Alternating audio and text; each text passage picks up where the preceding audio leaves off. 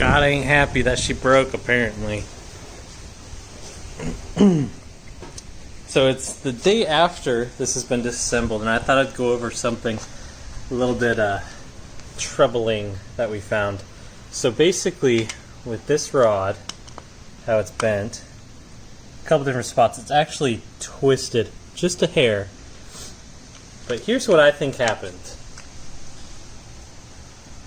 I was making a ton of torque, and the rod bent. And it's about to typhoon here, so I'm trying to make this quick. The rod bent, and then on the way down, the piston hit the crank. Because if you look here, it's like self-clearanced.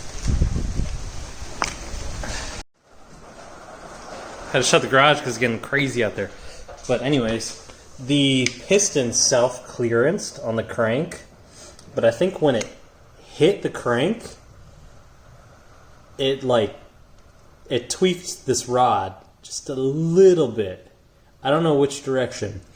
But then the piston in the cylinder bore we saw, looking at some other footage, it was really close on one side, but not touching or scraping or anything. If you look closely, there's a crack there, another one there. I mean, there's some pretty significant piston damage. No detonation or anything, but I think when it had all that torque in that moment, she decided that she didn't want to stay together much longer. So, really kind of a saving grace to have it parked when it was, but kind of insane how it was so close to a complete and utter failure. That was this one. And nothing happened as far as damage that we can tell. Obviously, I'm going to have it checked at the machine shop. But kind of insane. We really got lucky on that one. Saved the block and saved a ton of money because of it.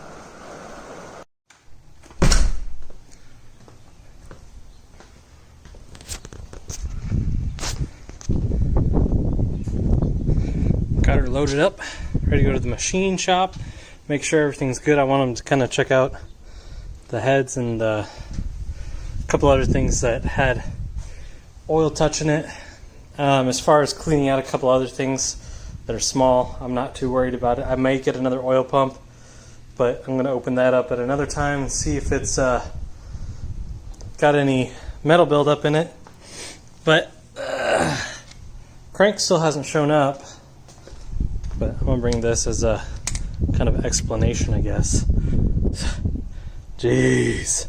I didn't even notice it had clearance itself on the side of the rod too. She's a little wobbly. So I'm going to bring all of this stuff over to the machine shop. And hopefully they can get me fixed up. But I'm really hoping the block is good. It looks good as far as I can tell, but clearances are everything. So I'm gonna head over there. Glad to have just a tiny bit of extra space in here.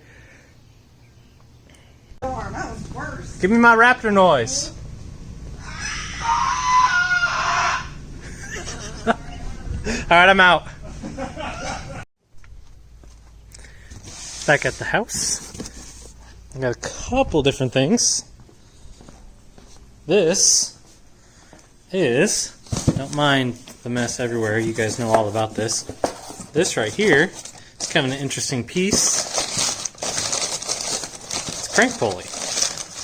However, something different about it, let me get this out if I can, is its update. So this is the current pulley that came on the car. My car's a 2013.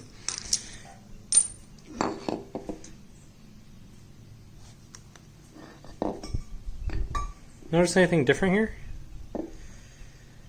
So for some reason, the crank pulley on mine, which is 2013, has an extra set of ribs on it that isn't in use. then this one, let's see, my expert weighing method here, this one doesn't have the same ribbing. And I believe, because of that, it's just a hair lighter. So, there's that. And here we have something interesting. So apparently this is really heavily packaged in here. But I got this from Ford today. Crankshaft.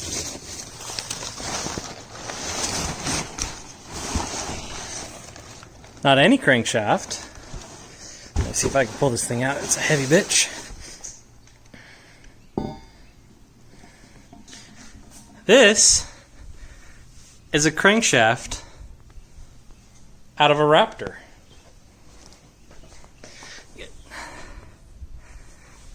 So apparently this is identical to our crankshafts.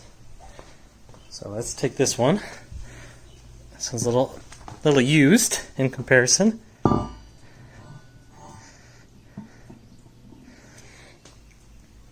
So this is out of the high output EcoBoost motor, and it fits into our motors the exact same way. So kind of neat little upgrade, and that's going to be a nice complementary little aspect to this build.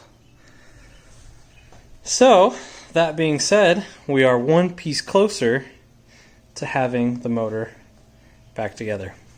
I talked with the machine shop today, and it's only been a day, so they haven't been able to do anything, but I'm not sure if I will be able to have it assembled by them, but they're going to at least check the block and make sure everything's good to go on that side of things. But I want to make sure that I get the rotating assembly balanced when I get rods and pistons. So, going to be kind of interesting. So on top of this mess and Raptor crank, I do have a small, awesome tidbit of news. So a lot of you know who Anthony is. Anthony D. He makes the trans mounts for these cars. Well, he's always been a longtime supporter of the build, and I love the products he made for the platform and the improvement that they've given me.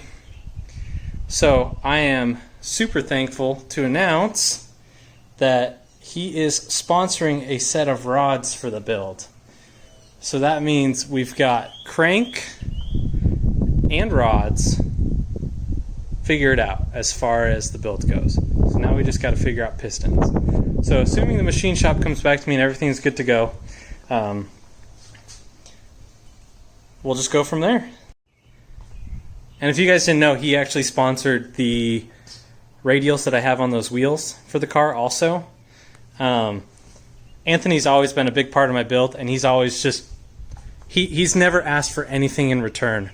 So, I don't want to sound like a sellout, but I love the product, man. I love it. And I love being able to promote something that I really like. And this PTU seal is still pissing, and it's been days. So, going to get that seal in. Basically, I've got, like, no joke, a $700 parts tab at this point. And it's getting kind of crazy. But we're basically going to replace almost every single seal in this engine. I also got asked by the machine shop to bring these valve covers over because they're going to hot tank everything, assuming everything's good, and make sure there's no metal flakes in anything. But really kind of an interesting turn of events in the last couple days. So hopefully you guys enjoyed this update. I'm so excited for this Raptor crank. That thing looks so good. Oh my gosh. Thanks to Matt at Gearhead for letting me know that the Raptor crank does work. He's always got a wealth of knowledge on that kind of thing. And Lee at Ortiz has basically given me an awesome price on rods and pistons. So hopefully the machine shop allows me to bring in my own parts. But if not, I'm not afraid to assemble it. I would just prefer that a machine shop do it. Need to start doing some more of this, with my face on the camera. It's just kind of weird to kind of transition over that. But I'm going to leave Anthony's information down below, his email and also his Facebook. Basically, just shoot him a message if you are tuned and you got a hard 1-2 or something along those lines. It helps crispen up the shifts quite a bit. And I used to go down to the drag strip with the stock trans mounts, and it was like 50-50 if I made it down the drag strip, because it would pull out of the 1-2 shift because it hits so hard. And something with the traction control just has the trans like pull it out of gear. But it really changed my car. I love them. I know I like promote the heck out of them, but it's literally my #1 physical mod. I got that corona.